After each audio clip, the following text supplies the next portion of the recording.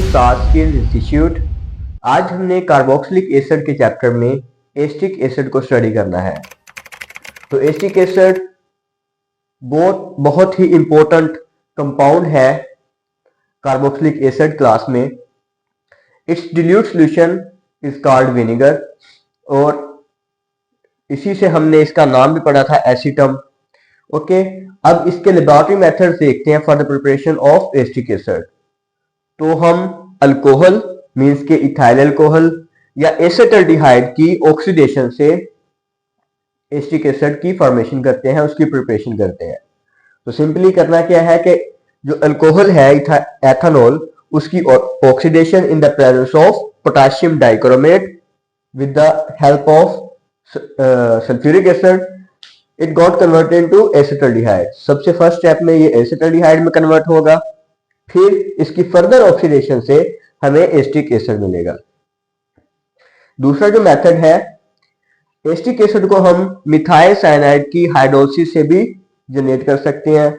सबसे पहले इस मिथाइल साइनाइड की हाइड्रोलिसिस करवाते हैं तो हमें एसिड अमाइड मिलता है, मींस के अमाइड टाइप के कंपाउंड्स मिलते हैं। फिर इस अमाइड की दोबारा से हाइड्रोलिसिस करवाने पर हमें एस्टिक एसिड मिलता है। ठीक है, ये तो थे इसके लेबोरेटरी मेथड। अब हम कमर्शियली तौर पर मैन्युफैक्चरिंग ऑफ एस्टिक एसिड पढ़ेंगे कि मींस के उस एस्टिक एसिड को कमर्शियली हम कैसे प्रिपेयर करते हैं। तो फर्स्ट है फ्रॉम एस्टिलीन। हम एस्टिलीन को उसकी आप बोले हाइड्रेशन करवाते हैं in the presence of mercuric sulphate and sulphuric acid. तो हमें फर्स्ट स्टेप में क्या होता है, विनाइल अल्कोहल मिलती है। विनाइल अल्कोहल आपको जैसे पता है कि विनाइल ग्रुप जो होता है CH2CH दिस, इसको हम विनाइल ग्रुप बोलते हैं और इसके साथ OH आ गया तो विनाइल अल्कोहल। अब इसी विनाइल अल्कोहल की टॉटोमरिज्म होगी। टॉटोमरिज्म को हमने आइसोमरिज्म के टॉपिक में बहुत डिटेल से पढ़ा था। It is the shifting of proton from one atom to other in the same molecule.